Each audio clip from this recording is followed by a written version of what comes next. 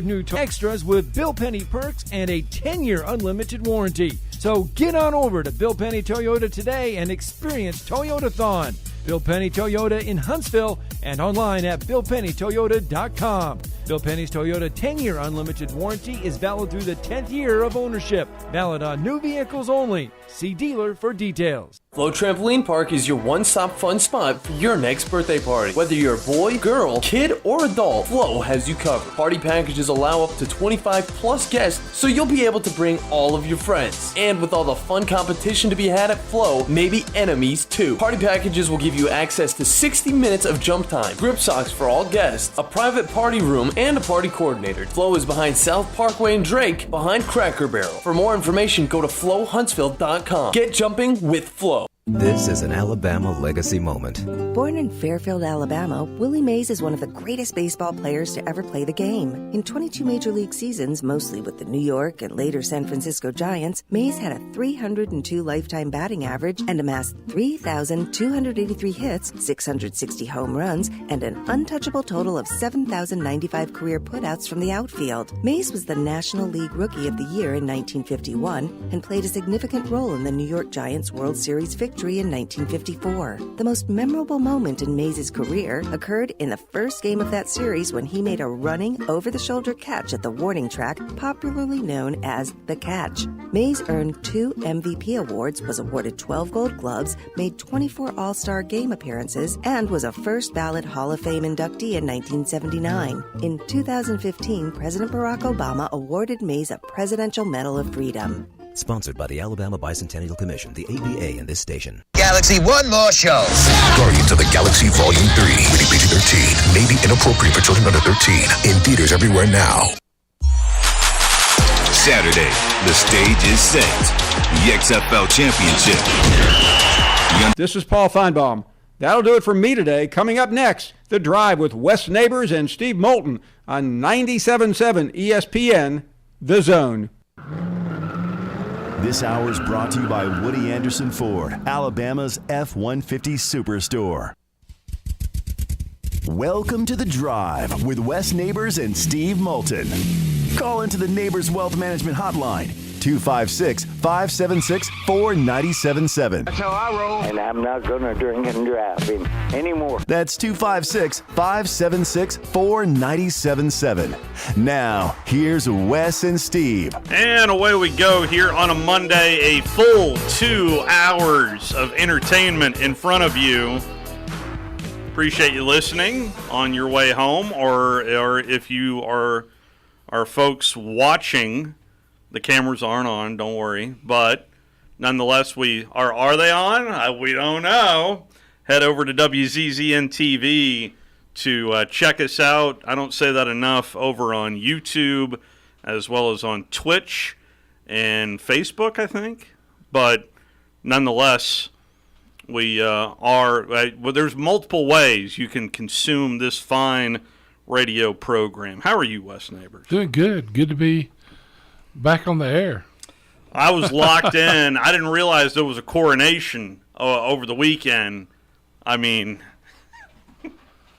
and it belongs to the Suns, evidently, the coronation out there in Arizona, with the owner getting involved in that mess. I mean, all you're doing is trying to prevent. It's not soccer, okay? It's not as if you give up the basketball and, oh my gosh, you're going to go ahead 5-on-4 when you give up the basketball. Anyway, we're going to talk a little bit about that with Scott Hastings, the former NBA player himself, as well as that now, breaking right now, Nikola Jokic has been fined $25,000 for a little gentle shove of an owner.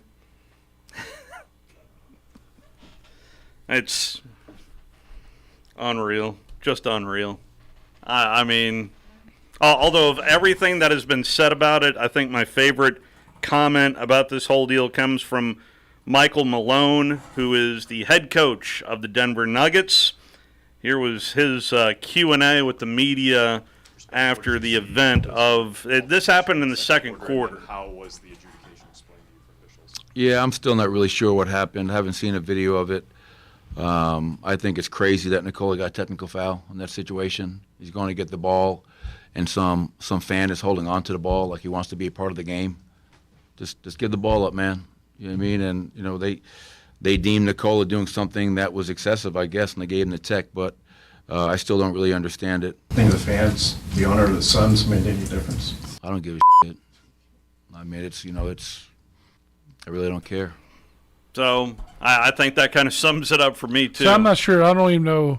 The Suns owner held on to the basketball on the side of the court when it was going out of bounds, and so the star player of the Denver Nuggets came over to grab the basketball from the fan, albeit he is the owner of the Phoenix Suns, and lightly helped him to his seat on the front row, and that's when a technical foul was assessed.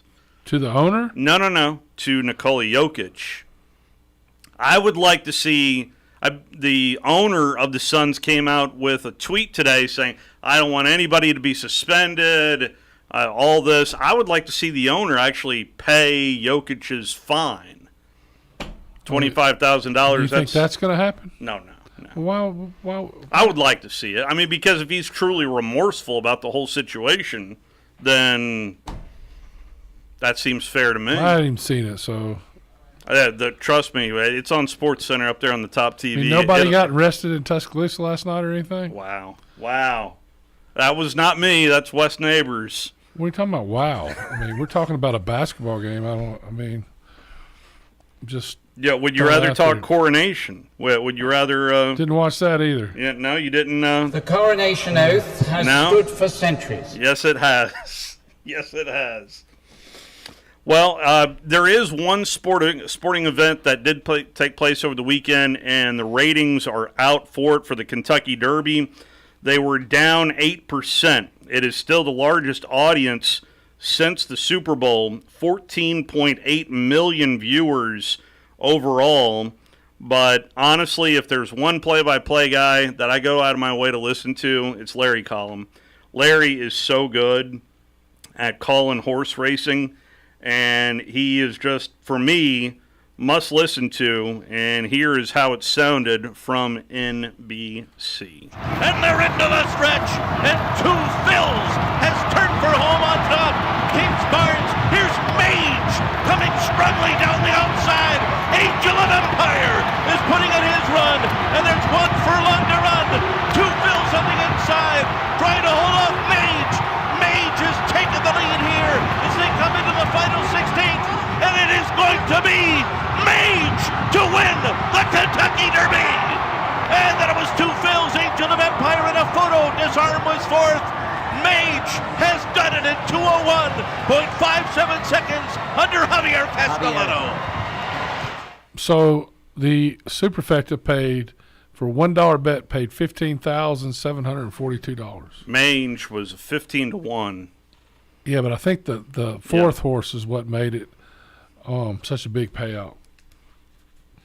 For every $1 you bet, it was $15,000. Pretty good payout. Yeah, pretty good feedback there. 256-576-4977. That is the number to be on the program. Incidentally, coming up later on tonight, right here on 97.7 ESPN The Zone, it will be the Warriors and Lakers from ESPN Radio, as that series is seesawed back and forth through 3 games. We'll see what kind of performance we can get out of Anthony Davis tonight, as I've never seen anything like it, where one game he's going for 40, next game he's going for 11. It's and this has been, his consistency is highly inconsistent this postseason. And so the inconsistency, we'll see whether or not that will hold true tonight, or it could be a big night for the Lakers to put a stranglehold on this series. So we will have that coverage for you right here on 97.7 ESPN The Zone. There is some football news that I did want to get to, believe it or not. Noel Mazzoni, do you remember that name?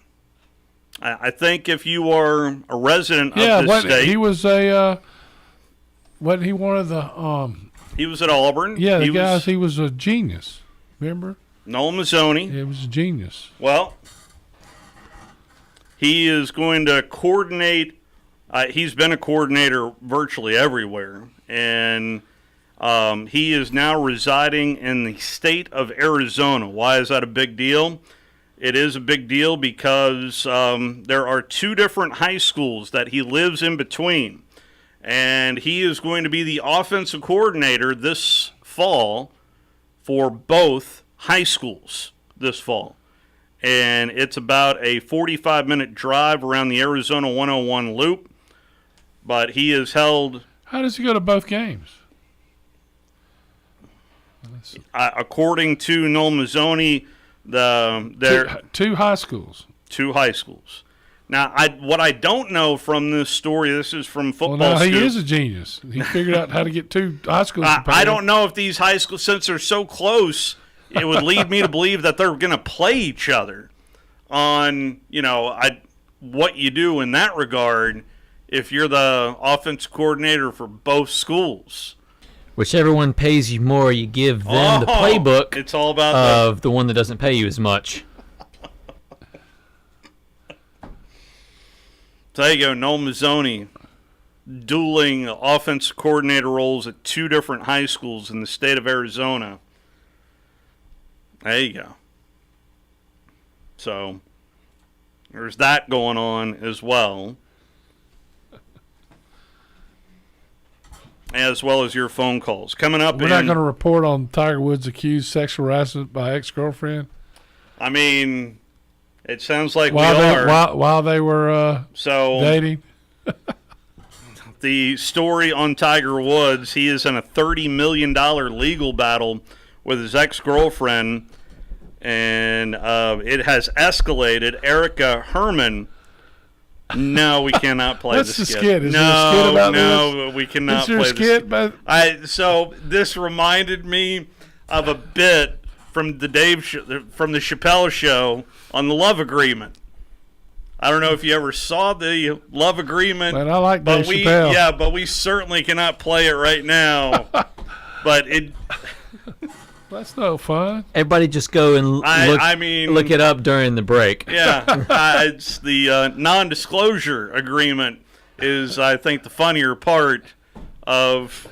So is he talking about this? No, well, so what he's saying is he's asking the woman he's with not to talk about their lovemaking because it was so bad. Oh. It's because... and if she does, then Dave Chappelle's going to sue the girl because she signed the agreement. Okay, so back to the story. Tiger Woods and his ex-girlfriend, thank you for mentioning that, has escalated, accusing the superstar golf star of ESPN.com is just getting better and better at writing, beginning their sexual relationship when she was his employee. Because... and threatening to fire her if she did not sign a non-disclosure agreement.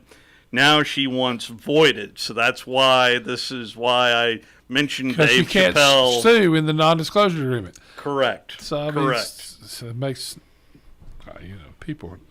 The world's on his head. The lawyer for Tiger Woods then evicted her in Woods' $54 million mansion north of Palm Beach. And I was thinking, wow, your lawyer breaking up with somebody. Well, obviously what's happening now, we understand why. Right? I mean. Yeah. Yeah. Yeah. Yeah. So there's that going on as well. Is this the love contract? This is the sports love contract. Okay. No, I'm talking about on Dave Chappelle. I think it's on the YouTube. It's on the YouTube. On the YouTube, yeah. I'll play it for you during the break. I got it right here. If he hits play, then it's on Wes. And Scott Hastings is going to join us coming up later on here in hour number 1. We'll talk a little NBA action with him. Also in hour number 2, the one and only Howard Cross is going to join us as the NFL coming out with their schedule on Thursday of this week, but as much headlines as that other team in New York is making after the draft, the Giants are, if you are paying attention, it's something to look at for that division. Well, they were close last year. Yeah. They played really good at times, and it, the NFL, though, one play. We look at how bad Tampa Bay looked last year, and 3 of their offensive linemen got hurt. They didn't have time to throw the ball. So, yeah, it doesn't take but a few injuries, and you're in big trouble. Let's talk to Ray Dog right out of the gate to start us off on that. Start us off good, Ray Dog. Yeah, I called to talk about one thing, and then you threw like 4 logs on the fire. You're welcome. So let's start here. We can certainly play the Chappelle Show clip. But the CEO and chairman of Neighbors Wealth Management is going to have to step in to pay the FCC fines to keep y'all on the air. Moulton's in charge of that. Well, I don't know. So, which leads me to the second comment with Tiger Woods. Tell me you're powerful without telling me you're powerful. You have your lawyer break up with your girl. Well, we don't know the full story of that. That's her story. Yeah, they basically, we don't know the full story on that. So, if you're suing somebody for $30 million and you were his girlfriend, come on. My thing with that is, and I hear what you're saying about allegations, but the next thing you're going to tell me is it's far-fetched that a head football coach at a major college gets fired on the tarmac. Oh, no, not far-fetched at all. That is a fact. Yeah. That is a fact. So. Yeah, that happened, yeah. Yeah. That's happened to multiple Well, if times. her record was as bad as his record, then you can understand it.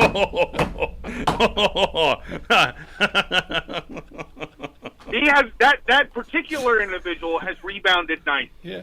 Are you saying she needs to be in the behind-the-scenes coach at Alabama? It's rolling, baby. It's rolling. It's rolling now. Can you believe that was 20 years ago last week? 20 years ago. How has that been 20? Steve, 20 years. 20 years ago. 20 so years. You think about. That was last week. That was I saw that pop up, and I was like, wow, 20 years when we were all introduced to Alabama's won Coach 6 national Price's championships destiny. since then. Coach Isn't that Price's crazy? destiny. That's unbelievable. 6. But anyway, the original point of my call, which is this Jokic situation in Denver. Yes. The Suns owner never physically touched the ball from what I saw. He touched his lower back of Jokic. Yes. There's a guy 2 or 3 rows up in a white shirt, and Jokic is trying to get the ball from that guy. Yep. And the Suns owner comes and puts his arm on him and basically gives him an elbow shove the way you would if someone touched you that you didn't want. He'd get off me. Yeah. Yeah. And what you got to understand is this dude's 7'1", 280. Yeah. Yeah. And that the Suns owner is, 5'8", 150? Yeah. I breathe on him and he falls down. Well, and he's standing really close to a nice folding chair, but it is a folding chair. And, I've never been thrown around someone of that height and that stature, but it's probably not going to take a whole lot of effort to move me. And I'm probably double the owner's weight. So, No, I've been around they're college players, not pro players. I've been around college players his size. Yeah. And yeah, no, it don't take much. He wants you to move, you're going. Yeah. Freedom of movement. I like the call. No one's getting suspended. I wasn't crazy about the technical foul, but I understood why they did it. It was mostly PR. Not necessarily that it was so obscene. Yeah. He thinks that the NBA should protect the players, and I understand where he's going there, but if you're the Adam Silver, are you protecting the owners or protecting the players? You're protecting the owners. Well, the way that fine looked right there, 25G, I mean, that has a look. And I know there's a reason they waited till 6 o'clock on the East Coast to put this information out. They're hoping that the games tonight will bury that story. But it does look like owner here, player underneath owner. Absolutely. Which is what the owners pay Adam Silver to facilitate. Yeah. Not saying it's right, but there's lots of stuff in this world that ain't right. But it is what it is. Yes. Including having a lawyer break up with a potential girlfriend. That's like I say, tell me you're powerful without telling me you're powerful. Thank you, Ray Dog. Mark, let's squeeze in. I just watched this. This is nothing. What's nothing? It's the little love tap. Yeah, this is like nothing. See, I thought he was talking about Chappelle's show. I really thought he was talking about Chappelle's show. I'm like, wait, are we doing this? Yeah, but that was my first thought. This is nothing. I was like, oh wow, we're gonna get to play Chappelle's show. I haven't seen a push yet. That was fake. The flop? He flopped. Yeah, the flop. That's awful. He did. He was a player. He was a walk-on at Michigan State. They cannot find somebody for that. That's a joke. 25G. Mark, the floor is yours, sir. Oh, my. Well, I've got good news for Alabama football fans. What is that? Got a starting quarterback. And Ty Simpson, right? No, God, no. God, no. Anybody that I don't know if Wes has been to practice down there, but I got a chance to go a couple of times, and I have a good friend of mine who is a great friend of Kevin Steele. And anyone who thinks that Milrose is not the starter right now is sorely mistaken. Wes, did you get a chance to go down there and see Milrose this spring? Yeah, I mean, I went to one scrimmage and watched the A-Day, but all I'll say is this. I say the same thing I always said. I think that they can win with any of the four quarterbacks they have, but they would have to get better to win a championship, right? That's what I said. That's been consistent the whole time. Yeah. So I still feel like that. So they're not bringing this guy in from Notre Dame for the heck of it. I tell you that. He's got a shot. I don't think anybody's decided on the quarterback. And I think that the talent's all there. I think they're more worried about the maturity level and the work ethic of the kids they have. And maybe this kid can been in the system for a year, and maybe it'll push somebody to take the reins and be the leader. And anyway, that's. Well, I was just going to say Coach Saban's not. He's taking transfer portal players. He's not done this quarterback. Now I know we got Coker from Florida State, but I don't think that was their transfer portal. That was just transfer. And so it was a graduate transfer. Yeah, right, like Jalen. But here's the thing. And he didn't start immediately. No, in fact, he lost out to Blake Sims. Yeah, right. Right, and that's the point I really wanted to make here was the A-Day game.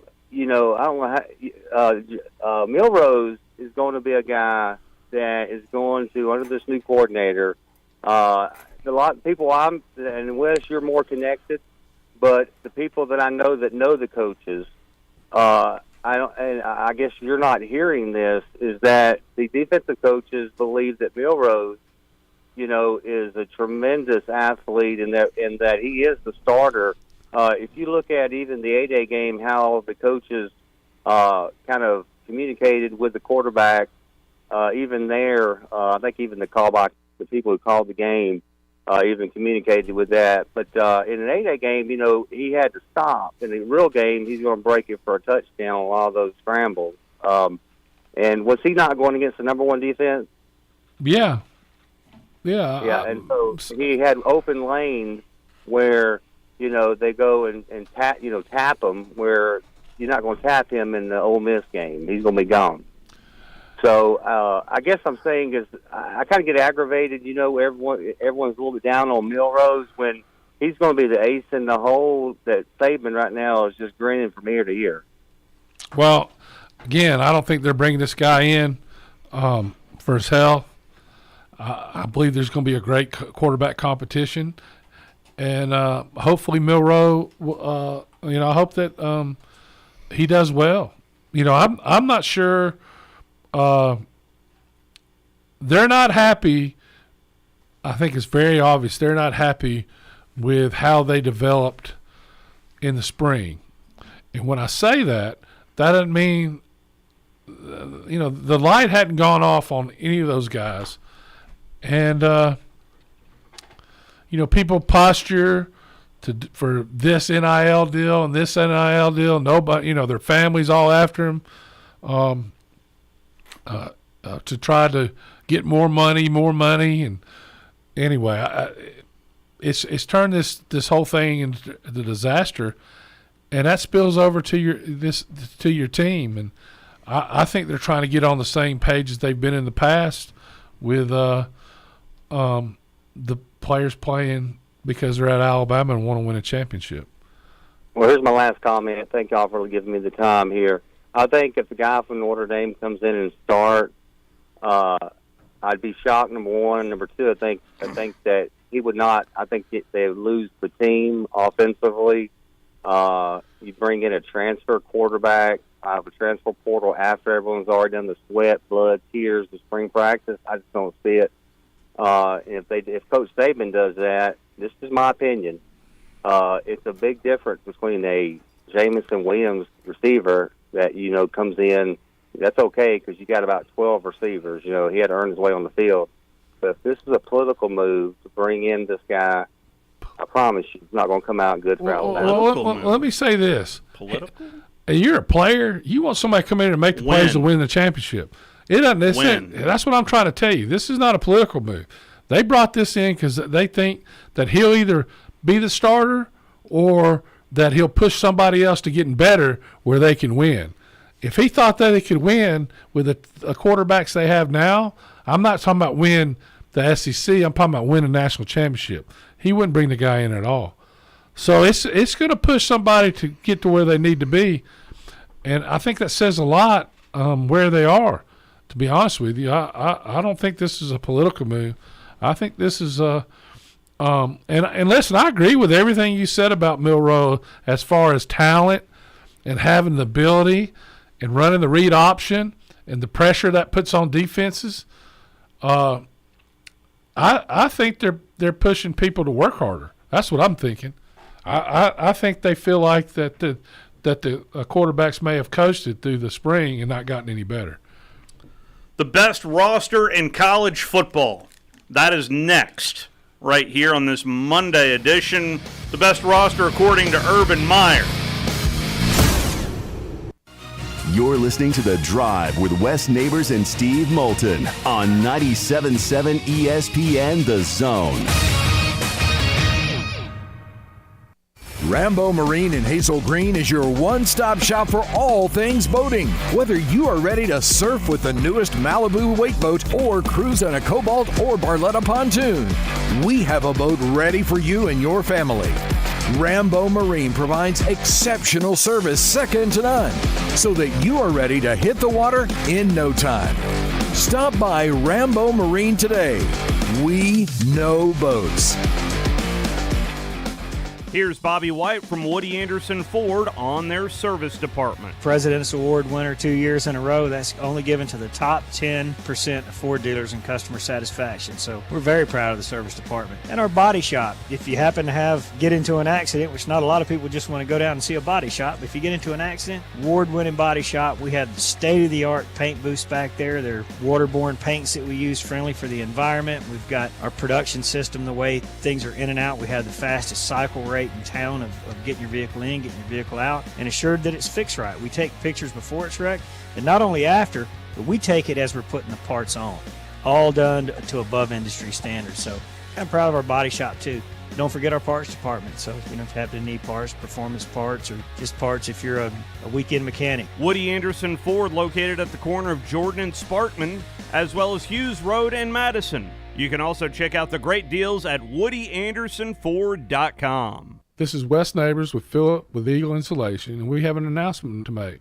Yes, Wes, we are now Eagle Masonry and Insulation. We're still a place to call for your installation needs, but now we offer masonry services. What kind of masonry projects can you handle? Wes, no job is too big, no job is too small. We can do renovations, new construction, outdoor fireplaces, fire pits, brick landscape borders. Well, when you came out to my house, you did both the insulation and masonry at the same time. You guys did rock for me, you did brick for me, and you insulated my house. That's usually done at the same time that you're building a house. Absolutely. It really capitalizes on two services you need at the same time, and you can get one company to handle both of those. Philip with Eagle Insulation will come out, do your installation. He'll do your masonry. They do a great job. They guarantee your work. Check out more online at insulatedwitheagle.com and schedule your free examination today. 256-755-1556. Thanks, Wes.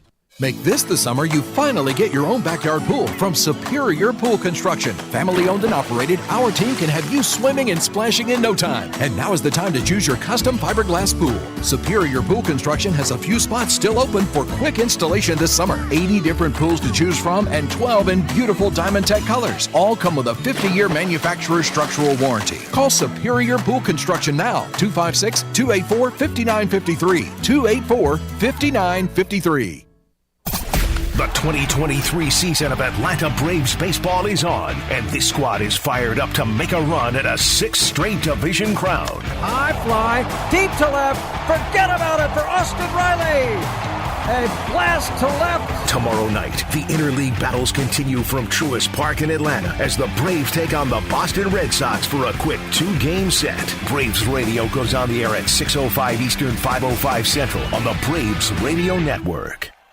I'm Olympic gold medalist Rowdy Gaines, and I'm recommending you register for the 40th Annual Alabama State Games, happening June 9th through June 11th in Birmingham. Athletes of all ages and abilities will participate in any of the 25 team or individual sports. Registered athletes have the opportunity to win up to $4,000 in academic scholarships to add to the over $335,000 already awarded. Registered at alagames.com. That's ALAGAMES.com. This segment of The Drive is brought to you by Woody Anderson Ford, located online at WoodyAndersonFord.com with two locations, Hughes Road in Madison and Jordan Lane in Huntsville.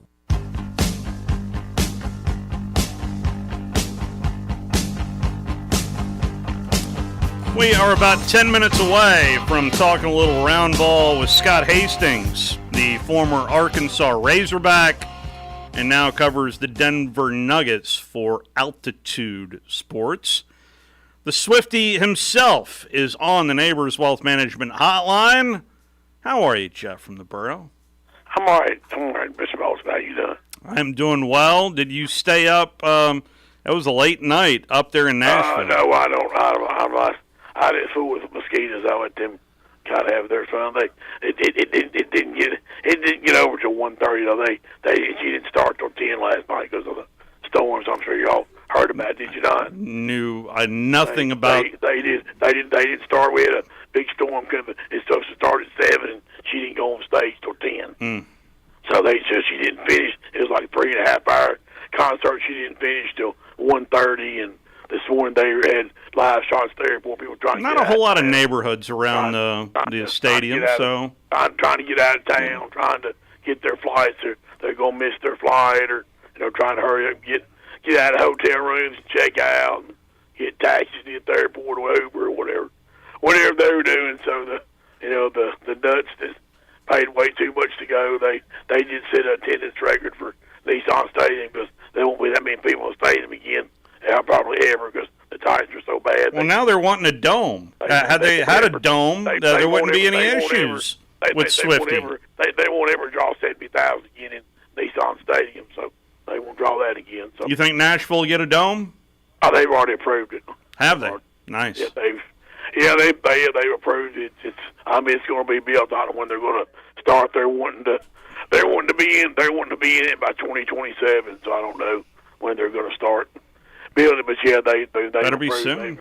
They've approved they approved everything. The state's giving them $500 million. So they told them it basically had to be a dome, or else they weren't getting the money. So it's going to be a dome with all the, I forget how many it's going to seat, but all the different amenities and frills and all that kind of thing. So they want to get Final Fours and all that. Final Fours and that's the way to do it.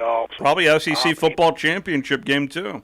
Well, I don't know about that, but I don't think they'll get that. But they're talking about college football playoff games, and Final Fours, and things like that. So I'm sure the bowl game will move over there when. You act as if what I suggested is so outlandish that the SEC football championship game, it has moved before, Jeff.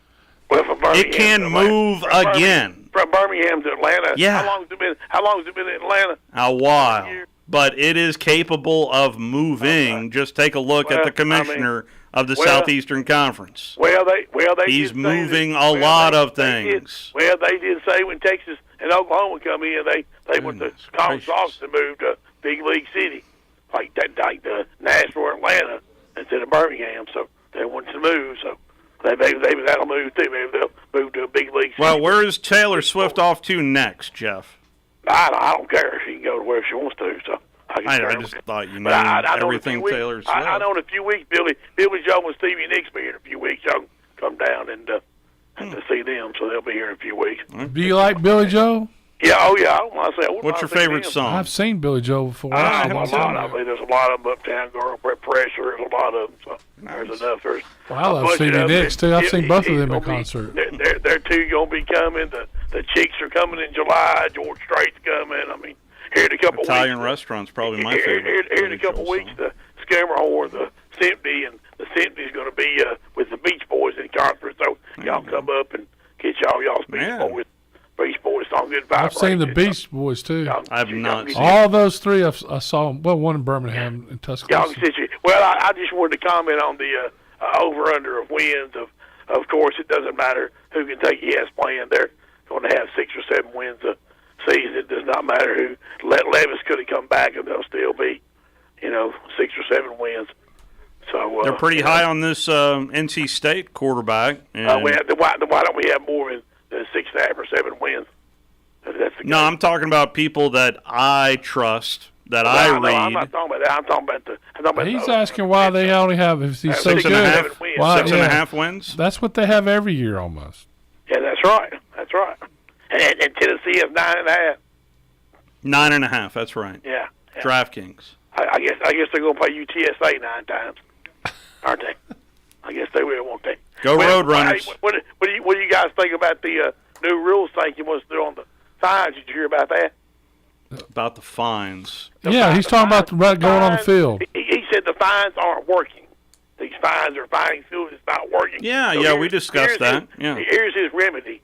If you storm the field, like in Florida and Vanderbilt this year, he can come back Monday and say, "Oh well, Florida, you win the ball game." Vandy, he can say, "Oh well, Alabama wins. Tennessee stormed the field." So can we do that retroactively? We hadn't lost a game in the last 5 years. That's one of the things he wants to do is come back and do that if they storm the field. I don't agree with that. I don't agree with that. That's what he wants to. He wants to do. It's what he's got a committee of 3 right now.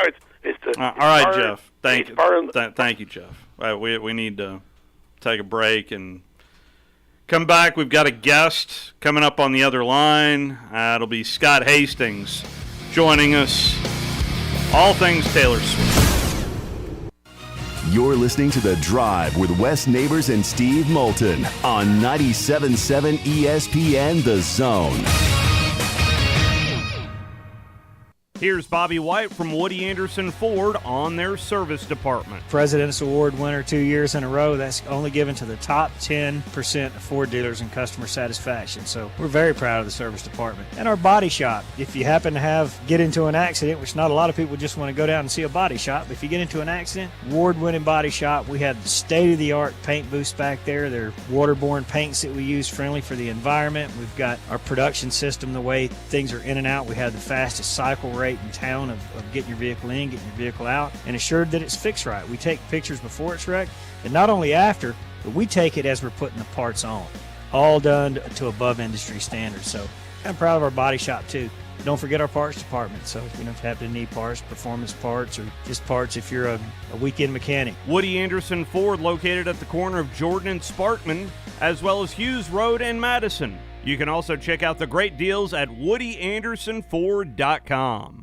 Ann Adams with Berkshire Hathaway Rise Real Estate is the one name to know if you're buying or selling real estate. With years of local experience, Ann Adams offers buyers in-depth knowledge of the local housing market and will narrow available properties down to those you'll be interested in so you can save time when shopping for your new home. If you're ready to sell, Ann offers a seamless process using accurate pricing and expert negotiation skills to make sure you get a fair price for your home. Call Ann Adams today at 256-337-2625 or log on bhhsriserealestate.com. Netflix, Amazon Prime, HBO, Showtime. How many streaming services are you paying for? If only there was a way to track and cancel subscriptions easily. Well, there is. Just download the Rocket Money app. Rocket Money organizes your subscriptions by due date and notifies you when something is coming up. From there, decide whether to keep it or cancel it with just a tap in the app. To find out more about Rocket Money, go to rocketmoney.com/save or download the Rocket Money app from the Apple app or Google Play stores. Rocket Money, the money app that works for you.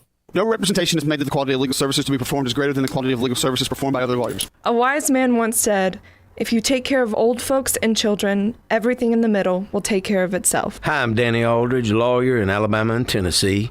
In the next 20 years, the number of those folks over 65 years of age will more than double. In our golden years, the most important goal is to be treated with dignity and have control over doing what makes you grateful with those you love. At the Aldridge Law Firm and the Legal Town Center, we're dedicated to help you with these goals, and we'll be there when life throws you those inevitable curveballs. Let us assist you with your legal needs, whatever they may be or become. You may reach us by phone at 256-534-3188 or online with Dan at danaldridgelaw.com. Just remember, we're here to help. Whether it's personal injury, wrongful death, fraud and cheat, or estate planning made complete, we're here to help. The kitchen is the heart of any home. It's where the family gathers. It's where kids discover old recipes and make them their own. Just starting out or just now getting started on the dream kitchen you've always wanted? I'm Chris Haygood, and from all of us here at Bob Wallace Appliance to the home builders and the homeowners of the Huntsville area, a heartfelt thank you for buying local. We're in Huntsville, Florence, and Coleman, and online at bobwallaceappliance.com. From the Fox 54 Weather Center, I'm meteorologist Emily Owen. For this Monday, expect a partly cloudy sky. High temperatures expecting to top out in the low 80s for the afternoon. We'll see some showers and thunderstorms mainly in the afternoon as well. It looks like rain chances will carry over into the overnight for your Monday. A partly cloudy sky to be expected. Low temperatures going to be falling into the mid and upper 60s. I'm meteorologist Emily Owen on your home for ESPN Radio 97.7 ESPN, The Zone. Everything you need is just a click away. I screw up sometimes, silly. Okay, almost everything. Come on, pal. Tell your fortune. Log on today. 977ESPN.com. 977 ESPN, The Zone.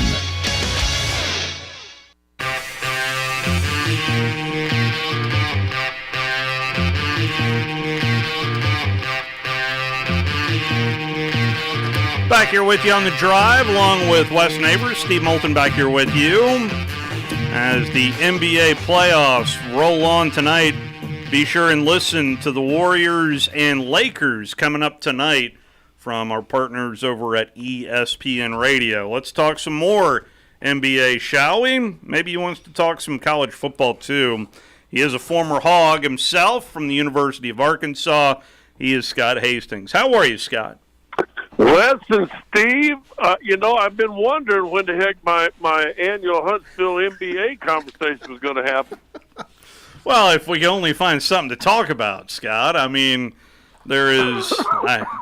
how's the reaction been there in the Mile High City after the antics of yesterday? Well, I think the city, more importantly, just wants to figure out how to win Game 5 and maybe still give yourself a chance to win this thing out. I said on the pregame shows we do yesterday, which everybody can check about an hour and a half before the Nuggets tip off. I'm doing something on YouTube Live, so look for that. But anyway, listen, Nuggets, because of what they did in the regular season, they've earned the right. If they just don't lose at home, they're going to go to the NBA Finals. So give Phoenix a lot of props. Came back. Durant and Booker have been outstanding. Denver now has a chance to make an adjustment. I'm not so sure that Phoenix isn't better without Chris Paul, because since Chris Paul got hurt, they've been faster. They've been a quicker team, and I think that plays to the strength of both Durant and Booker, and I think that's why they won, 2 close home games. The technical foul itself, the fact that one was assessed, did you have a problem with that? Oh, I don't know. I mean, Tony Brothers, Denver has a history with Tony Brothers, the guy that assessed the technical. Whatever. It doesn't matter. I think, for people who don't watch Denver, probably one of the most intelligent players in basketball is Nikola Jokic. And the rules changed a handful of years ago that if you can get the ball, get it to a ref, they don't have to wait anymore. It used to be, okay, let's make sure and wait. Everybody's ready. Ball's in play. Let's go. And they changed this rule 4, 5, 6 years ago that basically in out of bounds and, stuff like traveling or anything that they still hardly ever call, but something like that, you get the ball. As soon as you get it, grab it, boom. That's why you'll see guys take the ball and throw it to another ref that's up the court a little bit or something like that. But if you can get control of the ball and get it to a ref, you can go. And I guarantee you what Joker saw, he's in there by the crowd. Okogie's laying on the ground. His mind is thinking, let me grab the ball, let me get to the ref, let's go. We got a 5-on-4. And the fan decides that, no, I'm going to play keep with the ball, then kind of give it a little shot to go further up in the thing. And, I thought Joker. Funny thing is, welcome to the real world. Joker put a forearm on the guy, and the guy goes flying. I think he embellished it a little bit. He played basketball at Michigan State. But that was about 1/100th of a forearm that he was given and he was receiving between all the guys playing in the middle of the paint. So for all you regular citizens, some of these guys may not look like Hercules built. They're a lot bigger and stronger than you realize. Yeah, but at one angle, he barely touched him. One angle, it looks like he ought to be guard for the Philadelphia Eagles. Well, no, he put the forearm out like to almost say, "Stay away from me, get back." And then, like I said, a guy played guard for Michigan State. He flopped back, sells it. Yeah, well, he got Joker fined $25,000. It's an interesting to see. He just bought the team a little over. I don't even know if it was a full year ago. Yeah. But I agree with Joker in the sense. And listen, you're calling Denver, and so I'm going to be a little biased. I agree with Denver. With Joker, you're sitting on the front row. I don't care if you're an owner, you're a fan. And once you get, put yourself in the middle of the game and grab the ball, won't allow a player to get it back, to get it out and up, which is done. In fact, I watched a video today of Chris Paul doing the exact same thing, snatching the ball out of a fan's hand, throwing it to ref, and they went up and go. Now there wasn't any pushing or anything, but that's what happens now. That's part of the new rule. You're allowed to get it and go. So, don't you think they should have fined the owner? Well, I'll be interested to see that they, like I said, he's the new owner, so they might be still afraid of him. I don't know, or maybe they do it quietly and they just don't want the rest of the world to know. I think if that was Mark Cuban, they'd have fined Mark Cuban $100,000. They wouldn't let him go to the game for a month, right? Easily. Something. You mentioned Booker. Boy, I mean, if for folks that aren't tuned into this series, Booker has just been, in the speed, the transition has just been incredible. You mentioned the speed ever since Chris Paul's injury, but Devin Booker is just playing incredible right now. No, he's playing fantastic, and I really do think, and no knock on CP3, he's going to go into the Hall of Fame someday. But there, with Cameron Payne, he's a faster guard. He's getting it up faster. Now you're able to move things around, let Booker bring it up even a little bit himself. And they're playing quicker without Chris Paul. And they're playing deeper. They're playing more people also. Half the guys, Shamet makes 4 big threes in that fourth quarter last night. He wasn't even playing down the stretch of the season in the first round. So also now, because of injuries, guys have come out, played better. Shamet's never been a great player, but he's always been able to hit the three, even all the way back to his rookie days in Philadelphia. So it'll be interesting. I can't wait to see what Game 5 is going to be about. It's going to be pretty loud in Denver too. So, but it's a big game. I think it. What's the stat? 73% of the teams that win Game 5 win the series. That's right. Yeah, that's what was the big speculation throughout the day on surely the NBA would not suspend, and they did the right thing by not suspending Jokic in Game 5, and Denver has yet to lose at home, and it references exactly what you mentioned, Scott. Just win your home games, and you're good to go. Yeah, and like I said, that's what the grind of the regular season is for, is to give you more home games than your opponent. And so here you go. It's going to play out now. You're down to a 3-game series, and you got to win 2 of the 3, and 2 of the 3 games remaining are at home. So you got to take care of business. Denver's been a good home team this year, and okay, they competed in Phoenix. I don't think the league wants any quick, especially once you get to the semifinal of the conference. I don't think they want quick matches. I think they're getting a bonanza of ratings right now. The ratings and the numbers have been really, really good. So I just think that the league would appreciate a whole bunch of 6 to 7 game series as opposed to some 4s and 5s. That other half of the semifinals there in the Western Conference with the Lakers and Warriors, that has been a fun series. And what kind of Anthony Davis, I've never seen as severe of a pendulum, be it 40 points one night or 11 points the next night, as drastic as this is throughout the playoffs for Anthony Davis. It's almost like he's a bipolar player, right? I mean, it's like one day, he plays, you're like, what are you doing? And then he gets on his meds, and he goes, oh, that's what he's doing. I don't know. Listen, I think he's been, for a long, long time, one of the most talented players in the league. But to me, the one thing that has hurt him is his interest. I mean, I've seen him both in New Orleans and L.A. When he is into the game, he is a handful. But I've also seen games when you can tell he don't want to play. And I just think it's a personality thing. I don't know if he's got all that money and maybe he's a little sore today or something, maybe he missed out on his episodes of Bluey on the Cartoon Network today. I don't know what it is. But he's a hell of a player when he decides to play, I'll tell you that. I'm really intrigued with the game tonight. I know we've already mentioned about Game 5 there between the Suns and Nuggets, but tonight I feel like the Lakers could make a big statement with a win tonight. Well, it'll be absolutely huge, but I still think this is a 6 or 7 game series. You were counting kind of Steph Curry out in Sacramento series in Game 6, and all of a sudden he drops 50. So I just think this series is destined for 6 or 7 games. LeBron's still great. I don't think he's the same LeBron of 7, 8 years ago. Davis, you mentioned, when he plays, there's been a rebirth of Russell, who was drafted by the Lakers and deemed a bust when he was younger.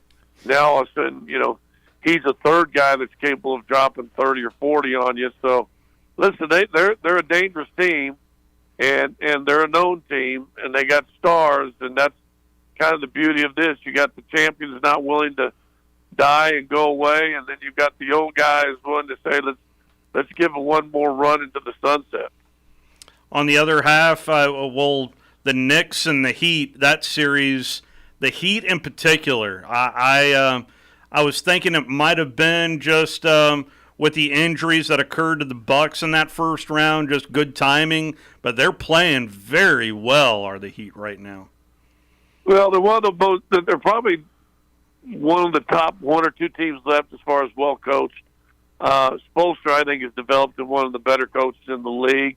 And you've got in Jimmy Butler, you've got a dog. You've got a guy that as good of a competitor as you could possibly find. He's one of those guys, to me, that would transition from 50s basketball to 2030s basketball. I mean, he realizes that this is a competition, and what you do in competitions is you compete. Anthony Davis could take a note on that we just talked about. But Jimmy Butler, he's a special dude, and I think with Pat Riley still kind of running the team, and Spoelstra's kind of an appendage to Pat Riley, that was what Riles was always known for. That win at all costs competitor, old school type of mentality. That's what Joker is. I mean, if you go back and watch his post-game drive, that Joker's a throwback guy too. He said, "We're here to win this. We're not here to, whatever. I don't care if you're worth $300 billion or you're worth $30. If you grab the ball and I'm supposed to have it, get out of my way." And you know what? That's exactly what it should be. Absolutely. Yeah, if you're playing, then play to win, right? Yeah. It's almost the old NASCAR thing that's kind of looked down upon, I guess, now. But my brother who used to run and race a lot of dirt and oval tracks, his son's now doing it. But he told me that years ago. Rubbin's racing. Well, this is the NBA's version of it. And guys like Jimmy Butler and Nikola Jokic. I'll even throw in, even though he's slider, Durant. He understands just about competing.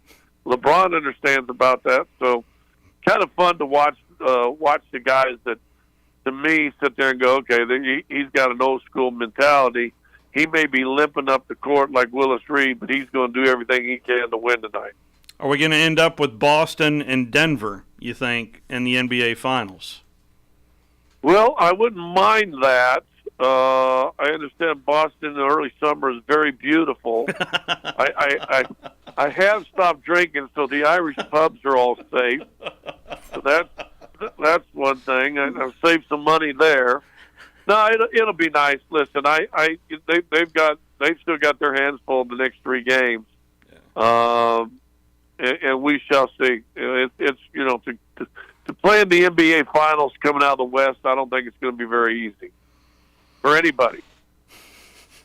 Where will the Denver owner be in what is this, tomorrow night? It's a late tip on TNT tomorrow night. Is he going to go courtside with maybe? No. Our owner understands, and he's a fabulous owner, and he understands he doesn't need to put himself in the middle of it. He doesn't need to be seen by every Tom, Dick, and Harry is out there. The team is the team. They play. He's got his own nice little box that's up there. He's been there. He's been to every game, but you ain't going to see Stan or Josh Kroenke trying to insert themselves into, look at me, hey, look at me. He's not, Alex Rodriguez or Mark Cuban or even this new owner. I was, as much as you can read whatever you want to in that tweet from earlier today from the Suns owner, but I've been of the opinion of maybe he should just go ahead and pay Jokic's fine. Hey, he's got that in his seat cushions probably. You know what? I thought about that too. That was interesting. I was driving home, and the news broke right after my radio station. I'm off at 3 o'clock Denver time. It'll be 4 o'clock your time, I guess. Mm-hmm. and I was driving home, and the fine came down, official, and blah, blah, blah. And I said, you know what, if this guy's a good guy and gets it, he'll go to Joker with a check for $25,000 and go, here you go. Yeah, that's kind of my thought as well.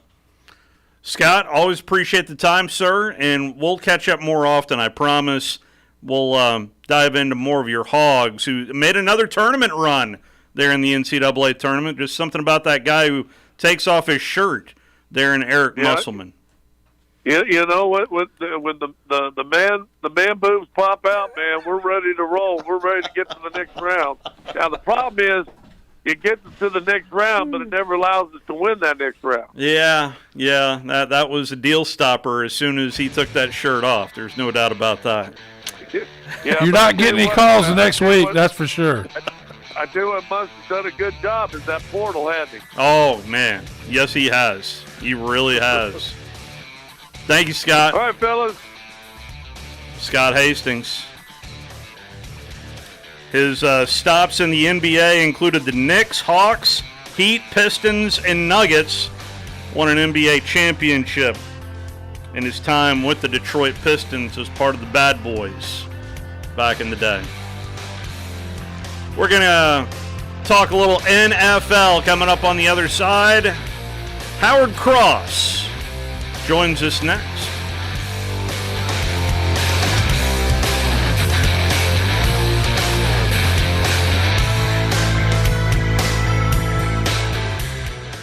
Great food and the best live entertainment is what it's all about at the Furniture Factory Bar and Grill. Head to downtown Huntsville every Tuesday for karaoke on the only outdoor karaoke stage in North Alabama. Thursday night is the Valley's longest running and biggest bike night. Food and drink specials, giveaways, and live music on the patio. And the Furniture Factory menu is fully loaded with options from steaks to salads, plus a whole lot more. Featuring a weekday happy hour that starts at 3. 619 Meridian Street, downtown Huntsville, and online at FurnitureFactoryBarGrill.com.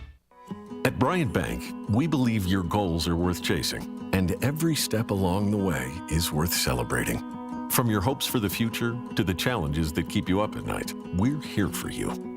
Bryant Bankers put care into action to help you live legendary by stepping up when you need us most and doing what's right even when no one is watching.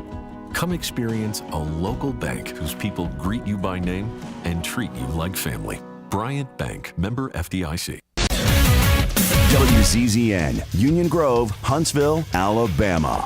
97.7 ESPN, The Zone. This is SportsCenter. I'm Steve Lennox. Nuggets Nikola Jokic fined $25,000, but not suspended by the league for his push of Suns owner Matt Ishbia during Game 4 of the Nuggets-Suns series on Sunday. Jokic was hit with a technical foul in the second quarter of Game 4 Sunday.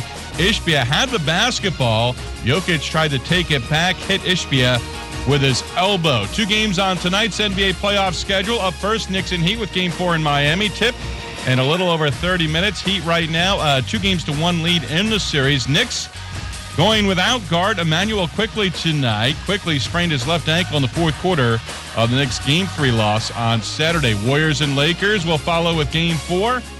From Los Angeles, Lakers up 2-1 in the series. Game coverage on ESPN radio affiliates underway at 9:30 p.m. Eastern. Warriors won Game 2 by 27. Lakers won Game 3 by 30. The favorite to win the series has flipped after each game so far this series. Jay Williams, who's got the favorite tonight? Must win for Golden State. No, it's a must win for the Los Angeles Lakers. If they win this game tonight, the series is over. Right. This is how they were able to do it against Memphis. Right? Like, think about the cumulative effect of having 7 games in 14 days. What that does. You don't want the series to continue. You close it out tonight. AD, even games, hasn't been playing well. Odd games he has. Tonight's an even game. You need Anthony Davis to be demonstrative defensively and offensively. Jay Williams on Keyshawn, J. Will, and Max. NHL Draft Lottery coming up at 8 p.m. Eastern on ESPN and ESPN+. Anaheim Ducks with an 18.5% chance to win the lottery tonight.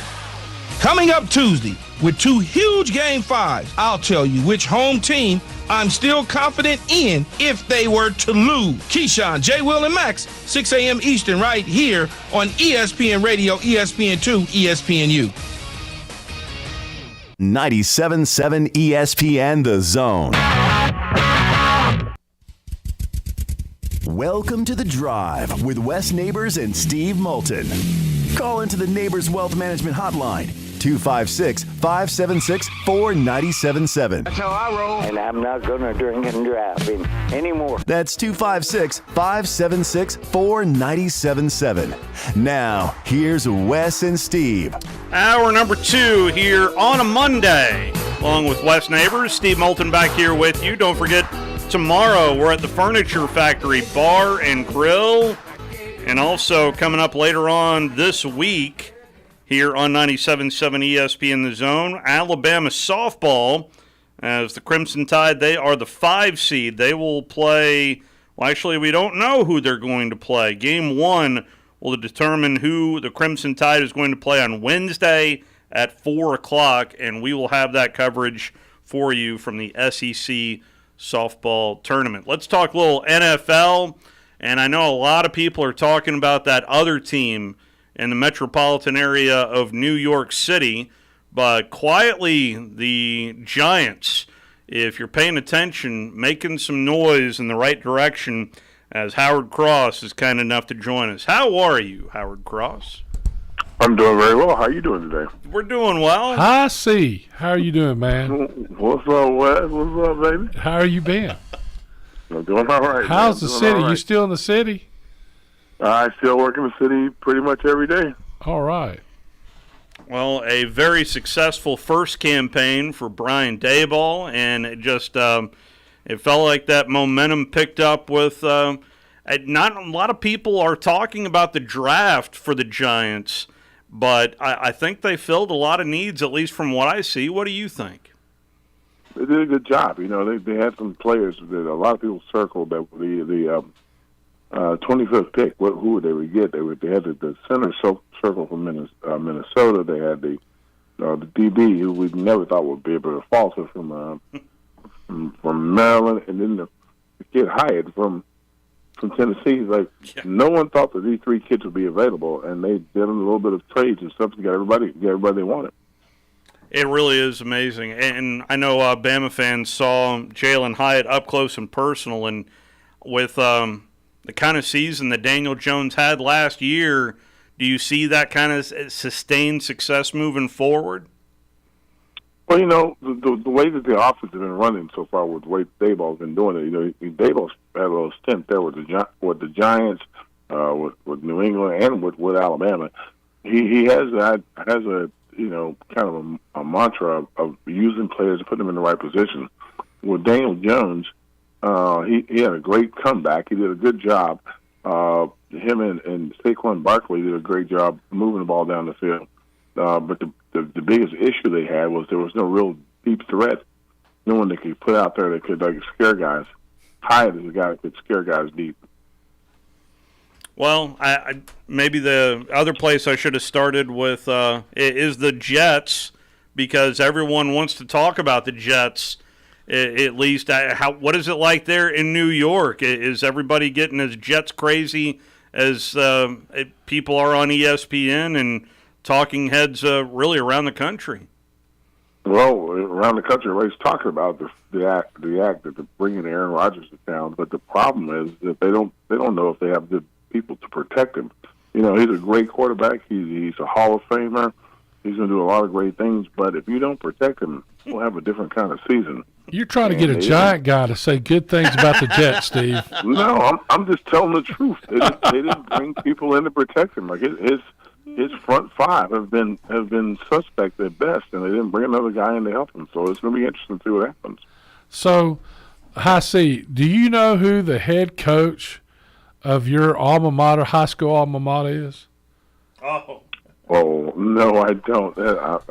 You're about to feel real old. I'm going to tell you that right now. No. Hoss Johnson's son, Tyler Johnson. Coach Tyler Johnson. Are you kidding me? No, I kid you not. That is not true. It is. Yeah. That's pretty awesome. Yeah. That is unbelievable. You think about it, it made me feel old. I know that. Because you're younger than me. That's right. Exactly. That's pretty cool, though. I got to go down and see that kid. I can't wait to see that. Yeah, he started last year for New Hope, and we're going to keep a close eye on that program here in our listening area. There's no doubt about it, and we are certainly talking to a proud alum of New Hope High School in Howard Cross, joining us right now on the Neighbors Wealth Management Hotline. So back to the Giants and the division itself. You cannot help but want to look at Philadelphia, High C, and what is going on there in the division as a whole. Heading into the season, how much do you think the Eagles, have they separated themselves, you think? Or is this going to be a very competitive season between the Giants and the Eagles, you think? To me, competitive season, but I think that what happens with the Eagles, they've drafted pretty much the entire Georgia Bulldog defense. So They did. It's going to be interesting to see if they can figure out how to put those guys together. They lost a few guys, and they retooled guys with basically the Georgia defense. So if Georgia's defense was the best defense in the land, it's going to be interesting if it's the best defense in the nation when it comes down to putting all these guys together. I heard Mel Kiper at one point said that the Eagles were going to offer Kirby Smart a defensive coordinator role there with the Eagles just to put a bow on everything. That would be a smart move by them if they did. I'm sure there's a few folks down here in Alabama that wouldn't mind that either, but exactly. Heck, he's 1-3 against Alabama. 1-3? Yeah, 1-3? Yeah. Well, okay. There's also some speculation that they're reassessing the football program down in Tuscaloosa now that one full season without an SEC championship or a national championship. I don't know about recessing. That's a big term. I think what's going on in Alabama is mostly that right now they need a quarterback.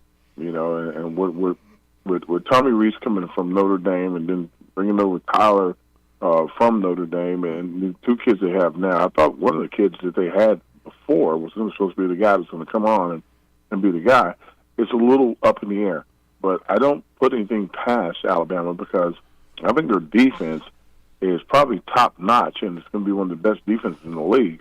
It's going to be interesting to see if they can find a quarterback that can, not be a game breaker, but a game manager for the Tide.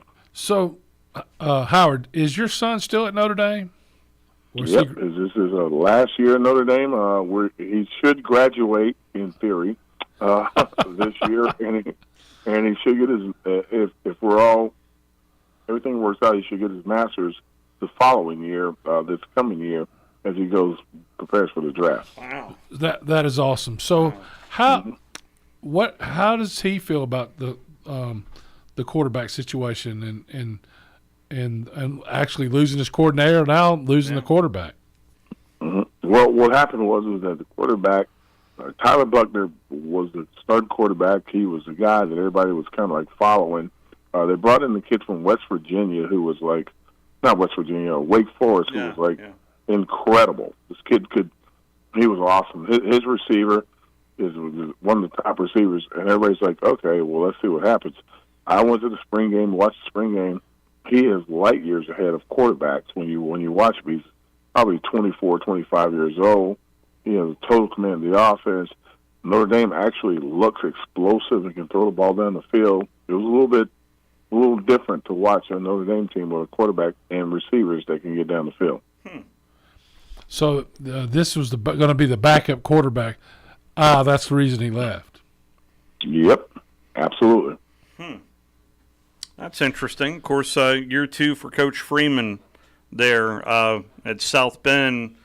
And I know a lot of people were focused on the rough start last year for Notre Dame, most notably with that loss to Marshall. But they bounced back in a big way last year in his first season. They did a good job. I thought that Notre Dame, Freeman, besides, pulled a tough draw on it. I think people kind of overlooked Marshall. And when they came into play, I told my son, I'm like, guys, listen, they're quote unquote a unranked team, kind of, but I think they're going to be pretty good. And he was like, yeah, we'll see. And then when they came out and played, they could throw the ball all over the field. I'm like, there you go. Kind of a little bit like what Cincinnati was like the year before. Yeah, and of course they made quite the run as well there with the Bearcats. But I'm interested more about you, High C. Give me your best day on the field. Well, he helped beat Notre Dame. Did he? Was that your best day well, to help I don't beat know if Notre it was Dame? his best day, but he had a big catch. Did you catch a touchdown pass against Notre Dame? I did catch a touchdown pass There you against Notre go. Dame my sophomore year. Yeah. So- first Alabama tight end to ever catch a touchdown pass against Notre Dame. What was your best day as either a professional or high school as a New Hope Indian? Oh, easy. The best day ever is like playing in the Super Bowl in 1990 and listening to Whitney Houston sing the national anthem. That was probably, even before the game ever even happened, was probably the best moment ever as a football player. Wow. All off of one kick. Caught a touchdown pass in that game too, didn't you? Oh, I didn't. I wish I had it. Oh, If Stephen Baker would have thrown a block, I would have. I remember you had a great But he game. didn't remember it. No, I remember. Yeah, not at all. Remember you had a great game, though. Did you ever play defense at high school? Yeah, I was a defensive end, a linebacker, Alabama, and every other school in the country recruited me to play defense. But when I was coming out, I had to look at it and try to figure out where I could fit in. There wasn't any tight ends at Alabama, so that's why I was like, I could play here. This is a good spot for me. We had some pretty good defensive ends, too. As I remember. I don't know. Derek Thomas Knee has been there. I don't know why I fit in. Yeah, they weren't any good. That's pretty salty. Yeah. So the Whitney Houston moment there on the field, that was during the Gulf War as well. I remember just that heightened time that we were all during that wartime, and at least from what I've read, and it took a lot of it took a lot to get into the stadium there at Tampa. Yeah, that was the first time our country had been at war since basically the Vietnam War. So it was like there were threats and rumors of threats that they were going to blow up a stadium, and it was pretty intense, And nowadays we don't really care because our country's like all up in the air with everything. You never know, Republican, Democrat, who cares? But you see guys walking down the streets with them with AR or with M16s and in full military gear, and I had never seen that growing up. I had never witnessed people like that. Was like a video game kind of thing or a movie kind of thing, and all of a sudden, at that game, that was like a real prominent thing. Guys like walking around the hotel in full battle armor, and like, what is going on? And it was crazy. Nowadays, it's different because I don't know. You can see that outside of high schools almost now. So it's a little different world that we grew up than what I grew up in. Yeah, there's no doubt about that. And as much as Whitney Houston, that was an amazing moment. I seem to remember that wind-up from Otis Anderson of just delivering that blow. Is that something that just came natural to him, or did he practice that? Oh no, he was just trying to throw the uppercut. It's where players today are doing the stiff arm. I don't think his arms were as strong as to throw a stiff arm. He was trying to give him an uppercut to get him off. That's kind of funny. Was Parcells, was he a player coach or not? From the days of Coach Perkins, Parcells, I think Jimmy Johnson. There was a lot of coaches that were around. Not really so much a player coach, more of a pass master, and you really played to prove to them that you belonged on the field, and in some cases even prove them wrong because they gave you such a hard time. What kind of teammate was Phil Simms? Probably one of the greatest teammates of all. When I showed up to New York to I was like at Alabama. By the time Wes had gone and everything, I held a lot of records in the weight room and everything. And I show up first day, and I'm here. I'm all excited. I walk in the weight room, and Phil's lifting more than I was lifting. I'm like, okay, that's interesting. Wow. He was a workaholic. He got after it. I think in the first game I played in the NFL, we played against the old that time Washington Redskins, now it's Washington Commanders. He threw an interception, and Wilbur Marshall was running up the field, and Phil hit him and body slammed him on the field. Like, yeah, you don't want none of this. And I'm like, okay.